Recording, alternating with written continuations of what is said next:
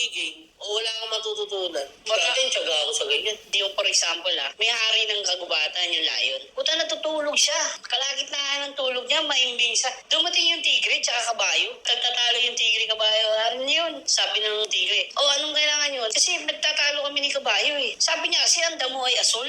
Sa akin naman, ang damo ay berde. Sino po ba ang tama sa amin?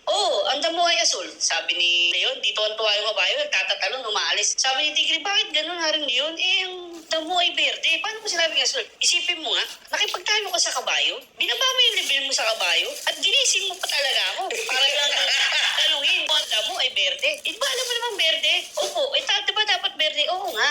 Ang point nun is, hindi mo na ako dapat ipainano, hindi na natin inaksa yung oras natin pareho. Para makipagtalo sa isang kabayo na ang paniniwala sa damo ay asul. Kahit alam natin na berde. Diba? Kaya kasi yung oras. Sayang yung oras. Sabi niya, sarap ng tulog ko Totoo eh. yun. Dati ganyan nakikipagtalo ko eh. Kaya nung ending, pumapagod ka. Sabihin mo sa kanya, paunawa mo ng ganito, paunawa mo ng ganyan. Tapos wala rin. Hindi niya rin mauunawaan. Hindi abot In short, napagod ka kasi totoo yun, pag hindi abot ng utak, naramdaman mo,